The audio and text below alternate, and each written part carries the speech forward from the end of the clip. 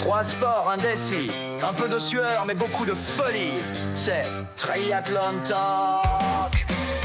Plonge dans l'eau, pédale comme un pro, cours jusqu'au bout et garde le tempo. C'est pas toujours facile mais on en rigole. Bienvenue dans l'aventure Triathlon Talk. Eh bien le bonjour très chers sportifs et sportifs dimanche, j'espère que vous allez bien, que vous avez la maxi patate et que vous êtes en train de rouler, courir ou nager sur vos objectifs, toujours pas dans cet ordre-là, mais j'aime bien commencer par rouler parce qu'aujourd'hui on va parler de VO2 Max, on va parler de star avec la personne de Christian Blumenfeld. Si jamais je le prononce mal, il avait qu'à changer de prénom et s'appelait Léo Paul. Comme ça, c'était très simple. Blumenfeld, je ne sais pas forcément le prononcer. On me pardonnera cette erreur-là. On va évidemment parler de tout ça et surtout en quoi est-ce que c'est extraordinaire, en quoi est-ce que c'est fou. Pour ceux et celles qui arriveraient sur ce podcast et qui ne me connaissent pas, moi c'est Benjamin, coach en triathlon trail et course à pied. J'accompagne des coureurs à se dépasser, des triathlètes et des trailers. J'ai vu l'épisode passer sur RMC Running et j'avais même pas tiqué parce qu'en fait j'ai vu l'info, j'ai vu passer l'épisode de RMC. Je me suis dit mais oui, pourquoi j'en parle pas? Je pourrais carrément, ça peut carrément faire un épisode et en plus ça permet d'aborder la VO2 Max qui est quand même un élément assez intéressant. J'essaye de continuer de chercher, d'aborder les sujets et en gros dans ce podcast, j'aborde sans langue de bois les sujets du triathlon. Et ici, on n'aime pas le draft. Ça n'a rien à voir avec le sujet d'aujourd'hui, je voulais juste le rappeler.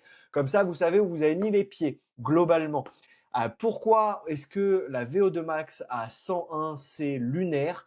Pourquoi est-ce qu'il a fait trembler le monde de l'endurance? Qu'est-ce que la VO2 Max? Qui est Christian Blumenfeld?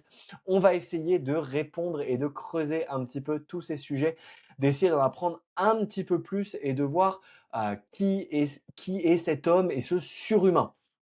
Pour ceux qui suivent depuis longtemps, qui sont abonnés, qui ont liké, qui ont laissé une note et un commentaire, ça permet vraiment de soutenir, de booster le podcast et de le rendre visible aux yeux de tous. Vous l'avez vu, j'ai mis la vidéo, je réessaye sur cette nouvelle saison de mettre la vidéo au maximum. Dites-moi en commentaire ce que vous en pensez, si ça apporte un plus ou pas. Moi, j'essaye. Voilà, je tente des trucs. Normalement, il y a un petit micro là qui est ici, parce qu'on m'avait dit l'année dernière, les micros pas ouf. Normalement, le son est hyper carré. La vidéo, elle est carrée. Dites-moi ce que vous en pensez et surtout, c'est le retour des punchs. Et oui, j'ai préparé à nouveau quelques punchs. On pourrait démarrer tout de suite avec des punchs, mais je sais pas si c'est pas démarrer un peu vite, du genre 100 était la limite, mais lui l'a dépassé. Bam bam bam. Et là, faut imaginer de la musique, forcément des FX qui viennent et des bombes, des éclairs. Bref, un peu d'épique. J'ai pas du tout les moyens ou la volonté de faire ça. Cette intro est déjà beaucoup trop longue. On n'est pas du tout rentré dans le sujet que je suis déjà parti en sucette. Bref, asseyez-vous, mettez vos baskets de running, restez bien en EF ou bien faites vos gammes, vos fracs, peu importe où vous m'écoutez. On est parti sur cet épisode. Globalement, les scientifiques avaient annoncé que la barrière du 100 de VO2 max était infranchissable et que c'était le maximum de ce qu'on pouvait faire. Par les scientifiques, c'est évidemment la communauté de scientifiques qui se penche dessus. On est sur les experts qui travaillent sur la capacité cardiaque, des cardiologues, des scientifiques sportifs qui ont dit à peu près il y a une barrière invisible autour des 100 millilitres par kilogramme par minute de VO2 max. Millilitres par kilogramme par minute, ça je vais pas vous le redire à chaque fois, c'est l'unité de mesure de la VO2 max. On va expliquer ce qu'est la VO2 max et je vais venir vous le redire, mais on va utiliser un abus de langage qui est 100 de VO2 max. Mais en réalité, il y a une petite unité qui se glisse là-dedans et elle est un peu intéressante. On va creuser juste après. C'était une limite théorique, presque mythique. Aucun sportif n'avait réussi à l'atteindre, en tout cas dans mes recherches ou dans les infos de ce que j'ai trouvé. Peut-être que vous allez me dire, mais si, ce cycliste des années 1950, Bernard, je l'ai pas, ok? Donc c'est normalement, il est pas connu, c'est pas quelque chose qui a été passé par grand monde, voire c'est le premier. Sur son test de VO2 max, donc c'est un test qui a été effectué en laboratoire, il a été mesuré à 101,1 2 millilitres par kilogramme par minute de VO2 max, évidemment. C'est la VO2 max, en tout cas la plus élevée jamais mesurée chez un être humain. et ça pose des questions. Moi, il y en a 2 qui m'ont sauté et je pense que vous êtes pareil, qui m'ont sauté aux yeux, en tête, aux oreilles, peu importe, comment vous avez appris l'info, mais je me suis demandé, premièrement, par rapport au doping, où est-ce qu'on en était? Ouais, je dis doping pour le dopage, ça passe un peu mieux. Et deuxièmement, qu'est-ce que ça engage? Qu'est-ce que ça entraîne derrière? Est-ce que du coup, si lui pète le 101 points, est-ce qu'il va pouvoir s'autobattre à monter à 102, 103, 104? Jusqu'où est-ce qu'on peut aller sur les limites du corps humain globalement? Et ça, c'est une question qui est plutôt intéressante. J'ai pas de réponse. Disclaimer, c'est la fin de l'épisode. J'ai pas de réponse là-dessus. C'est juste que je trouve ça intéressant de se poser la question, d'imaginer dans un futur dystopique où on pousse les curseurs toujours plus loin.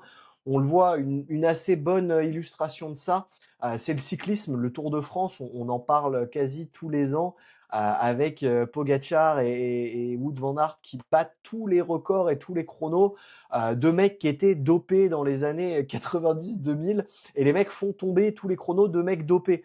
Et du coup, bon, toujours la question du doping qui est en toile de fond, mais on va pas trop s'attarder là-dessus parce que j'ai pas envie on n'a pas de preuves, on n'a pas d'éléments concrets, on n'a rien, donc on ne peut pas ni statuer ni instatuer la question, on ne sait pas. Et surtout, j'ai pas envie d'arrêter de rêver. Moi, ça me fait rêver. J'ai envie de me dire, faites-moi rêver. C'est aussi pour ça qu'il y a les sponsors, c'est aussi pour ça qu'ils sont là. Donc, on va dire que je suis OK avec ça si ils se dopent pas. S'ils se dopent, je serais plus OK, évidemment. Mais je suis OK avec le fait de rêver pour l'instant. Comme ça, je rêve pour ceux qui n'ont pas l'image, je ferme les yeux à l'aveugle. Un aveugle qui rêve globalement. On va démarrer tout de suite avec ce qu'est la VO2 max, sachant que, attention, on va prendre des raccourcis. On va essayer d'expliquer ça simplement pour que vous puissiez comprendre. Le but, c'est pas forcément d'être ultra scientifique dans cet épisode, c'est plutôt de donner des billes et des leviers pour vous, pour le triathlète amateur qui a envie de comprendre son entraînement et qui a envie de le prendre en main. La VO2 max, la définition, elle est simple, elle est claire et tout le monde est d'accord là-dessus. C'est la quantité maximale d'oxygène que ton corps peut utiliser pendant un effort intense. Ça s'exprime en millilitres d'oxygène par kilogramme et par minute. Donc combien d'oxygène ton moteur peut et est capable de transformer en énergie. Ça, c'est la définition. C'est juste ça, normalement ça, vous le comprenez. Derrière, qu'est-ce que ça signifie concrètement dans le corps humain?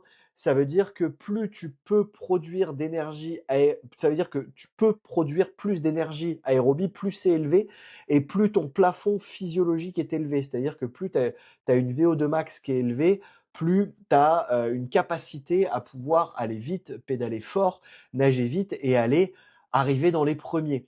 C'est d'ailleurs une unité de mesure assez généraliste. On note un petit peu tous sa VO2 max. Les Garmin, les Coros, Suunto, etc. Donnent des VO2 max. Il y a des tranches globalement quand tu es sédentaire avec problématique ou pas de surpoids, tu es aux alentours de 30-40. Sportif amateur, 45-55. Au-delà de 55 jusqu'à 85-90, t'es un bon amateur, voire de l'élite d'endurance. Au-delà de 60, 70, 75, tu commences à bien tâter.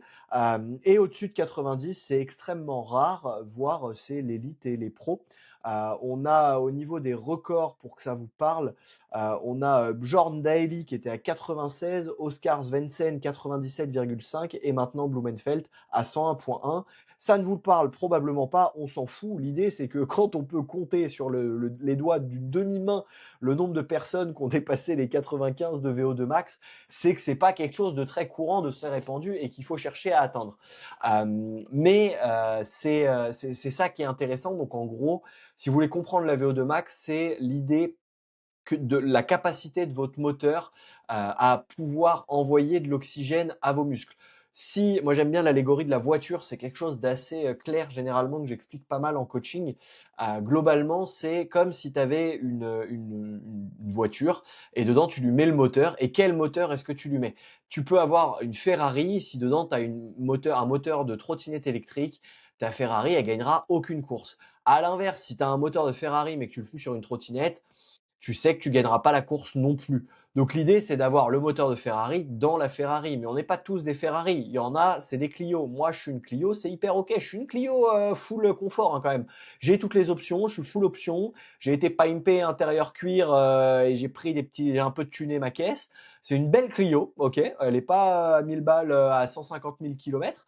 Mais ça reste de l'ordre de la Clio. On pourrait aller jusqu'à la 208, pourquoi pas. Mais c'est important et je trouve ça amusant de comparer. En gros, ça marche assez bien. C'est l'idée du moteur et de la capacité que vous avez à pouvoir envoyer fort. Mais ça ne fait pas tout. Il faut pas oublier que ça ne fait pas tout sur votre capacité sportive. Vous pouvez avoir une très grosse VO2 max et ne pas du tout réussir à l'exploiter ou à la transférer, sachant que si tu fais pas de sport, ta VO2 max se développe pas et tu peux pas arriver à 97 de VO2 max ou à 101.1 sans t'entraîner et sans des années d'entraînement et de millimétrage de ta prépa et d'investissement. Ça, c'est une certitude. Mais par contre, c'est intéressant de se dire que la VO2 max n'est pas tout parce que tu peux mettre ton moteur de Ferrari dans une Clio. Est-ce que ta Clio est optimisée? C'est pas sûr, c'est vraiment pas dit. Je te conseille de la passer sur une Ferrari parce que ta Clio elle peut cramer. Globalement, tu peux lui cramer le reste genre les roues, les transmissions, etc. Et ça, c'est le renfort, c'est l'entraînement spécifique, c'est toutes ces choses-là qui vont t'accompagner dessus. Maintenant que la VO2 max est à peu près comprise, sachant que là, pour Christian, on ne parle que de VO2 max et pareil, quid de la limite des mesures qui ont été faites en laboratoire, même si c'est fait en laboratoire et que c'est l'une des mesures les plus précises, on a toujours des incertitudes de mesure et c'était important, je trouve, à dénoter parce que sur ces niveaux de performance-là, la précision des appareils est estimée à peu près de ce que j'ai trouvé sur Internet. Donc les informations peuvent fluctuer et je suis ouvert au débat. Attention, là je n'affirme rien. Oscillerait entre 93 et 96% de précision. Dessus, on va prendre le plus défavorable. Si on se base sur 93%, ça veut dire quand même que potentiellement ce 101.1, si vous lui appliquez cette majoration négative, vous pouvez vite vous retrouver à 97 et ce n'est donc plus la VO2 max la plus élevée. À l'inverse, par contre, historiquement, les mesures qui ont été faites étaient encore plus imprécises, donc on peut estimer que ça reste la mesure la plus élevée. Ça veut dire qu'il n'a pas une VO2 max de 50, ça on est bien d'accord. Mais c'est quand même à prendre en compte dans un raisonnement scientifique les limites et les deltas qu'il peut y avoir sur la prise de mesure qui sont assez importantes. Je voulais juste faire cette petite aparté. Je n'avais pas forcément prévu de la faire là, mais laissons-nous porter par la vibes globale. Euh, c'est euh, c'est important parce que on peut jamais affirmer à 100%. C'est le propre de la science, c'est que on essaye de confirmer certaines théories et on se rapproche du 100% pour pouvoir dire oui, mais il y a toujours ce 0,1% qui se balade ou 0,0001% qui se balade et c'est toujours ce qui est embêtant. Voilà pour la VO2 max et pour la limite des mesures. Maintenant, qui est Cricri? Cricri national, qui est-il? Alors c'est un Norvégien de 94 et là j'ai pris une petite claque parce que je suis fan de Cricri depuis qu'il perce, ça fait 5 ans à peu près qu'il perce, qu'il est en train de tout exploser en triathlon et je me suis dit bah Cricri, il a une tête à avoir 40 42 ans, tu vois, peut-être allez 38, soyons sympas. Il est né en 94, je suis né en 95, je ne me suis jamais entraîné comparé à lui. Il est très très costaud. Ce gars-là a 31 ans, c'est extrêmement solide. Après, c'est normal dans le milieu du sport, c'est plutôt des jeunes. Et c'est plutôt vieux quand tu regardes par rapport aux autres sportifs qui ont plutôt 25-27 ans dans le milieu pro. 31, tu commences à te rapprocher de la sortie, notamment chez les footballeurs. Mais chez les sportifs d'ultra-endurance, on se rapproche de ce qui se fait de meilleur. La vinification a eu lieu et on se rapproche des meilleurs. La plupart sont assez âgés au sens sportif du terme. Bref, c'était la petite anecdote fun. Il a à peu près mon âge, il est né en 94 et c'est un spécialiste du triathlon. Courte ou longue distance, il fait tout globalement et je vous disais 5 ans parce que c'est en 2020 qu'il est sacré champion olympique à Tokyo. Donc juste une médaille olympique derrière. Et il s'est dit tiens, c'est pas assez olympique, le triathlon c'est pas trop reconnu, il y a pas trop de gens qui viennent s'y frotter. C'est faux, il y a des gens, mais il s'est dit c'est pas assez. Je vais aller sur le championnat du monde Ironman 2021 et bah, il le gagne aussi. Hein. Bon, bah ok, le gars est costaud. Il a le record du chrono le plus rapide sur Francfort, il me semble. Et c'est aussi un champion du monde 73, donc il maîtrise l'épreuve d'endurance. Et là, cette année, l'année dernière, du coup, en 2025, c'est un vainqueur de la Pro Series 2025, qui est un peu le nouveau circuit stylé qu'ils ont fait pour récompenser. Je crois que c'est des Qataris qui sont derrière. Bref, le but c'est de faire de l'argent et de faire de l'oseille. C'est très bien, ça pousse le triathlon, ça pousse le sport.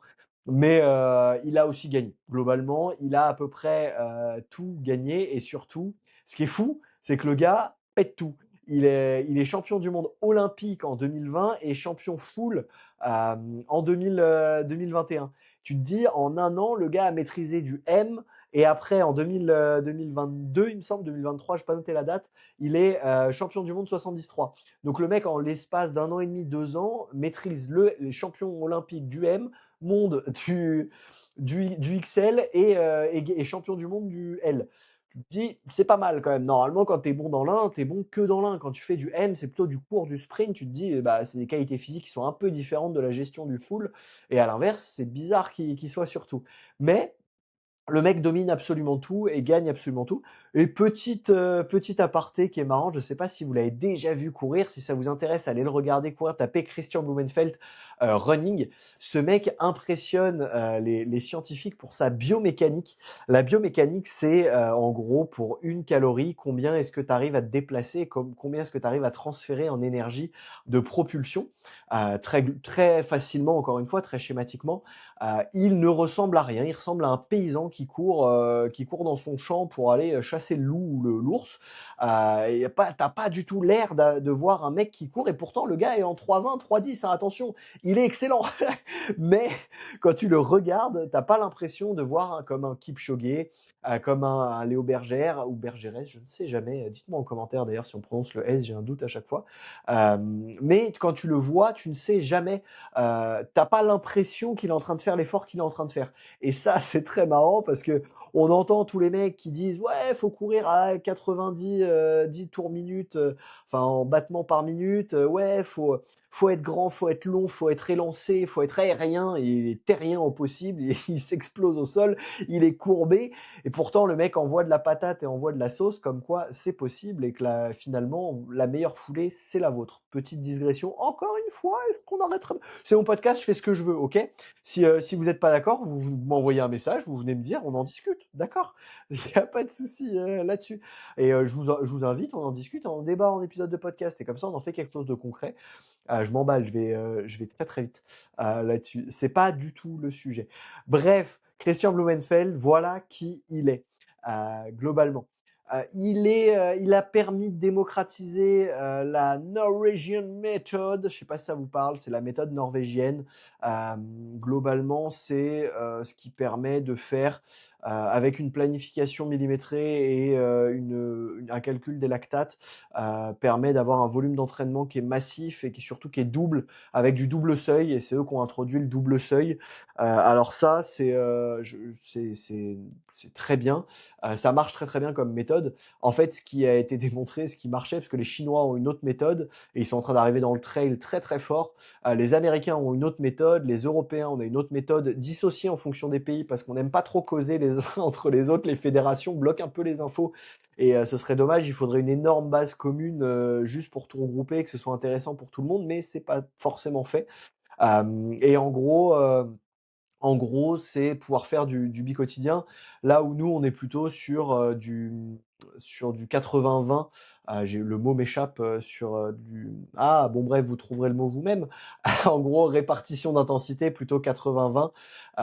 Et derrière, c'est comme ça qu'on planifie nos entraînements. Il n'y a pas une méthode d'entraînement meilleure que les autres.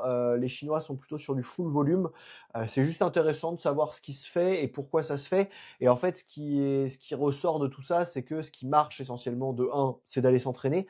Toujours pas de secret là-dessus parce que Christian, au-delà de la méthode norvégienne, c'est 10 km de natation, 300 km de vélo et 100 km de course à pied par semaine en moyenne. Hein, ça reste Évidemment, il y a des moments un peu plus chargés, un peu moins chargés, mais en moyenne, c'est ça. Faut déjà le rentrer et le tanker physiquement. 300 bornes de vélo et 100 de course à pied, tu commences à te rentrer un peu dedans. Mais au-delà de ça, il faut surtout tenir ta méthode. Et à partir du moment où tu te rentres dans une méthode, la méthode polarisée, c'est celle-là que je cherchais pour les Français. C'est plutôt celle qui revient de façon régulière et récurrente, le 80-20. Il faut juste, une fois que tu fais une méthode, il faut la garder et pas faire une semaine la méthode norvégienne, une semaine full volume, une semaine full, j'ai reperdu le mot. Ce mot-là, même pas full 80-20, on va l'appeler comme ça. Il y a la fatigue de la semaine, désolé pour ça. Mais en gros, c'est garder votre méthode. Mais il a permis de mettre en avant cette méthode norvégienne qui marche. C'est un peu comme tout. Quand il y a eu les Kenyans avec Kipchoge qui sont arrivés, on a dit ah trop bien, on va faire comme Kipchoge, on va aller borner toute la semaine avec du fartlek long. Et ils ont tous fait du fartlek long et c'est trop bien, mais c'est toujours Kipchoge qui domine. Donc qu'est-ce que ça apporte ou pas? Mais en gros, c'est ça l'idée. Donc Blumenfeld, pour revenir à lui, c'est le triathlète euh, le plus populaire et le plus fort du monde. Et c'est lui qui a pété ça. Je suis en train d'essayer de tenir parce que j'ai perdu mes notes et le fil, parce que je prépare un petit peu les épisodes et c'est à peu près travaillé. Mais là, j'ai perdu le fil, donc je meuble dessus. Et du coup, pour la suite, donc pourquoi est-ce que j'ai retrouvé, ça y est. Pourquoi est-ce que la VO2 max ne fait pas tout? La VO2 max, c'est le plafond à combien est-ce que vous pouvez envoyer. Mais si vous n'avez pas les muscles, si votre muscle derrière, il peut envoyer par exemple qu'à 200 watts de FTP, vous avez beau avoir un cœur qui va pouvoir suivre à 250 ou 300 watts de FTP, si vos muscles ne peuvent pas le faire, vous allez avoir une limite musculaire. Et ça prend, il y a plein de choses qui sont pas prises en compte dans ce test-là. Donc, on peut avoir la meilleure VO2 max et ne pas forcément être le meilleur coureur. Alors là, il s'avère qu'il a la meilleure VO2 max et que c'est le meilleur coureur. Et probablement, d'ailleurs, l'un des meilleurs coureurs d'endurance du monde. C'est-à-dire que même les cyclistes, même les marathoniens, même toutes les autres disciplines d'ultra-endurance, les ultra-trailers, n'ont pas cette VO2 max. D'ailleurs, ça, VO2 max, j'ai pas cherché ça, ça pourrait être intéressant, donc je le fais en live. Il aurait Eliud Kipchoge, il a une VO2 max élevée, ça ne m'aide pas. Et la VO2 max de Mathieu Blanchard, si quelqu'un l'a, dans les commentaires, je ne la connais pas, mais ce qui est à peu près sûr et le propos que je veux soutenir, c'est que Christian a, toute discipline confondue, la VO2 max la plus bourrin et la plus puissante. Mathieu Blanchard, il est à peu près aux alentours de 80 millilitres par minute par kilomètre. Ça, c'est déjà énorme, hein. Comme quoi, ça permet de gagner pas mal de courses quand on est déjà à 80, pour vous donner un ordre d'idée. Kylian Jornet, il est alors, recherche Google en 2-2 là pendant l'épisode. Alors, attention, j'ai pas du tout dosé ça. C'est juste que la question m'est venue en enregistrant le podcast. Et je me suis dit, vas-y, go chercher. Il est entre 88 et 92 de VO2 max Kylian Jornet. C'est pareil, 92, il se prend quasiment 10 points de VO2 max par Christian Blumenfeld. Pour autant, si tu mets Christian sur un trail, tu mets Christian sur l'UTMB, il se fait poutrer en deux. Il se défendra, hein. Je pense qu'il peut faire un top 10 ou un top 20. À voir. Ce serait intéressant à voir. Je peux rien affirmer, mais j'aimerais bien le voir dessus. Et Kipchoge, il est à combien? On se retrouve avec 70 pour Kipchoge. Donc c'est bien en dessous. La VO2 max de Pogacar, elle est à 90 millilitres par minute. Donc, c'est bien Blumenfeld qui a la meilleure. De toute façon, c'était la meilleure relevée. Mais c'est pour vous donner un petit peu de contexte dans la mesure. J'avais oublié, ça peut être pas mal. Donc là, on a un cycliste qui domine tout, deux trailers qui dominent tout et un marathonien qui domine tout. Et ils mettent quand même 10 ou 20 points. Il met quand même 10 ou 20 points de VO2 max. Alors pourquoi est-ce que ça ne fait pas tout? Et pourquoi est-ce qu'il ne court son marathon que en 3,20? Première réponse, c'est parce qu'il a 180 bornes et 3,8 km de nage avant, et ça, mine de rien, ça joue un petit peu sur la fatigue. C'est pas un marathonien pur, faudrait regarder, j'ai pas non plus son chrono de marathon. Ah, j'ai plein de questions que j'aurais pu soulever. Ah, j'ai pas assez bien bossé cet épisode, vous pouvez me le dire. J'espère que c'est quand même fluide et cool à l'écoute dessus. Mais ce serait intéressant de voir son chrono sur marathon sec dessus. Mais en tout cas, ce que je veux dire, c'est que le propos de la VO2 max, c'est très bien d'avoir une VO2 max élevée et pour autant, ça fait pas de lui le meilleur dans les autres disciplines. Ça fait de lui le meilleur en triathlon. Parce que la VO2 max, et encore, il peut se faire battre potentiellement. Alors, on attend de voir, ça va peut-être arriver, mais parce que ça prend pas en compte, par exemple, pour citer sommairement, l'économie de course, donc la biomécanique qu'on citait tout à l'heure, dont je vous parlais, le coût d'une calorie pour un rebond globalement, le seuil lactique, la capacité à soutenir, la capacité neurologique à soutenir un effort élevé, la résistance musculaire et tout ce qui est stratégie. Et dans stratégie, il y a la nutrition, l'hydratation, l'équipement, plaque carbone, vélo carbone ou pas, draft, casque aéro ou pas, position aéro ou pas. Bref, tout est fait aéro dans le triathlon, mais ce choix va varier si tu es chez Canyon ou si tu es chez Decathlon. Van Rissel, c'était le mot que je cherchais. Si tu es chez Van Rissel, c'est pas le même matos, c'est pas les mêmes choix, c'est pas les mêmes vélos, ça peut changer sur ta course. Si tu prends du carbone de chez Nike ou de chez Brooks, ça peut changer ta course. Et ça, il y a des sponsors, donc c'est tout ça qui va changer. Si tu manges 5 gels ou si tu manges 2 gels, ça peut changer ta course, ça peut changer le nombre d'arrêts que tu fais aux toilettes aussi. Mais ce qui est intéressant, c'est que tu peux. Alors là, c'est pas le cas pour ce cas-là précisément, mais c'est pas parce que tu as la VO2 max la plus élevée que tu vas forcément gagner. Et ça, c'est important de se le mettre en tête pour votre compréhension de la VO2 max. Il y a des mecs qui ont une excellente VO2 max. Par exemple, ils vont monter à 80 de VO2 max comme Mathieu Blanchard, mais sauf qu'ils sont tellement mauvais à côté en économie de course, où ils ont une capacité neuro qui est nulle, où ils ont une stratégie, genre la météo est pas avec eux, ils ne gèrent pas la chaleur, ils font que des courses à la chaleur, genre le marathon des sables, où ils ont une très mauvaise stratégie ou un très mauvais équipement parce qu'ils n'ont pas de moyens, et ben forcément, ça va impacter leur performance et ils vont se faire battre par des mecs qui ont une VO2 max de 75. Alors après, quand tu as une VO2 max à 30, c'est compliqué de battre un mec qui a une VO2 max à 80, mais qui est pas économe sur sa foulée. On est bien d'accord, il y a une limite. Mais ta VO2 max ne conditionne pas tout. Attention, petite punchline, ce qui compte, c'est pas seulement la taille du moteur, mais combien de temps tu peux rouler à plein régime. Bra, bra, bra, bra, bra. Vas-y, je vous fais un album de rap très très très prochainement. Non, je ferai pas, déjà pas le temps. Déjà le livre m'a poncé du temps. J'arrête les projets comme ça, un peu trop disparates. J'ai adoré écrire ce livre, mais ouah, non, je me lancerai pas un épisode de rap. Euh, mais du coup, on en arrive à ce que je vous disais tout à l'heure. Est-ce que cette mesure à 101, est-ce que c'est crédible? Il y a pas mal ça a posé pas mal de questions, ça a posé pas mal de débats. Je vous le disais au début, le doping, on n'en parle pas.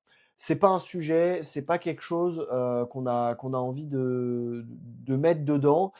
On verra si ça arrive, mais on ne peut pas. En tout cas, pour l'instant, tous ces tests sont clean, donc on est obligé de le croire dans la mesure des tests qui ont été faits.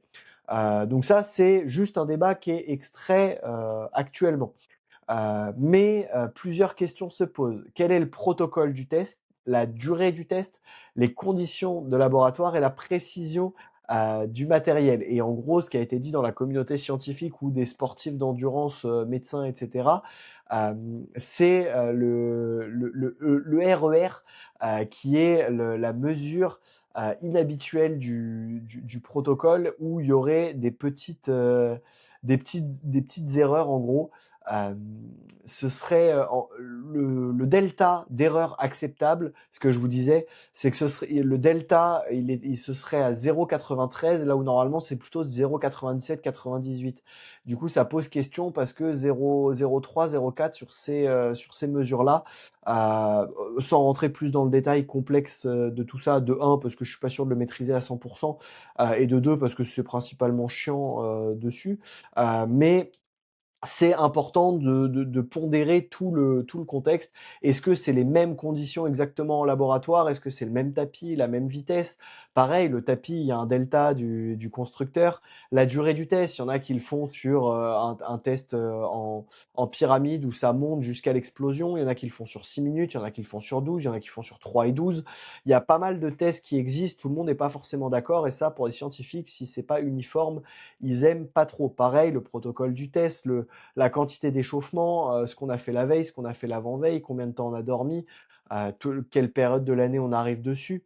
Il y a pas mal de choses qui changent, et qui sont importants à prendre en compte, qui sont des inconnus. La seule inconnue qu'on n'a pas, c'est que c'est un foutu champion olympique et ça, on pourra pas lui enlever, sauf si doping, mais on a dit qu'on n'en parlait pas, je vous rappelle. On va quand même l'aborder. Bah évidemment qu'on va quand même l'aborder, vous êtes des malades.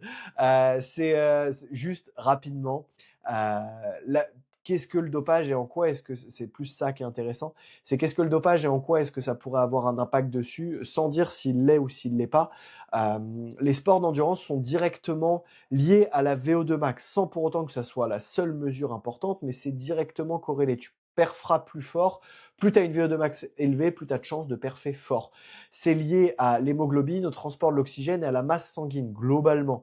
Et c'est exactement ce que vise l'EPO ou la transfusion sanguine, c'est d'augmenter le niveau d'hémoglobine et la capacité de transport de l'oxygène. Donc en gros, tu peux respirer plus fort et avoir plus d'oxygène qui est traité pour tes muscles.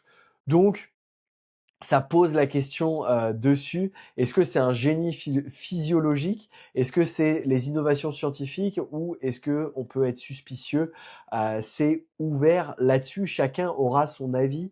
Ça m'intéresse d'avoir le vôtre et de savoir sur cet épisode ce que vous en pensez. Comment vous l'avez vécu vous? Comment quand vous avez pris l'info? Alors il y a déjà un mois et demi à l'heure où sort ce podcast, mais comment est-ce que vous l'avez vécu? Euh, et comment est-ce que vous l'avez perçu surtout? Est-ce que vous avez dit, ah, mytho, encore un dopage direct? Ou est-ce que vous avez dit, ah, stylé, putain, vraiment une machine impressionnante? Moi, ça m'étonne pas que ce soit lui qui le batte. Ça aurait pu être lui ou un Martin Fourcade. D'ailleurs, Martin Fourcade, combien de VO2 max? On va le savoir de suite. Parce que lui, on connaît sa FC Orpo 80 et 82. Il a la même que Mathieu Blanchard. Et il prend 20 points de pulse de Blumenfeld. Putain, même lui, quoi. Vraiment, il est trop chaud, ce gars.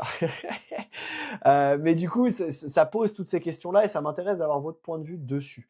Maintenant, la question d'ouverture qui reste la plus intéressante à mon sens, qui est sociétale, c'est jusqu'où est-ce qu'on peut aller et quel intérêt de repousser toujours plus les limites de l'impossible, les limites de l'extrême. On le voit de plus en plus. Alors, il y a deux échelles où on le voit énormément. Tous les chronos qui pètent, que ce soit sur le Tour de France, que ce soit en trail, Mathieu Blanchard qui fait des aventures de zinzin, Kylian Jornet qui ont brisé le 20h sur l'UTMB récemment, ou Kipchoge qui a réussi à battre le 2 heures. Alors avec un petit peu de drafting, il a quand même fait 2 heures physiquement, sinon il est en 2h01 et il a quand même le record du monde. Le record du monde sur marathon féminin qui est tombé puis qui a été enlevé pour dopage. Toutes ces questions-là circulent et on ne sait pas trop jusqu'où est-ce que ça peut aller. Et pareil, on s'est dit le marathon sub 2 heures, ça se fera pas. Il l'a fait. Alors c'est pas officiel et c'est pas validé parce qu'il y a le protocole justement derrière. Mais c'est pas exclu que ça tombe très prochainement. On avait c'est Kiptoum qui devait le passer. Bon, il est décédé. Ça aide pas pour battre le record du sub 2, mais il était très très bien parti. Le miles en moins de 4 minutes. Est-ce que quelqu'un va réussir à le passer? Moi, je pense que oui.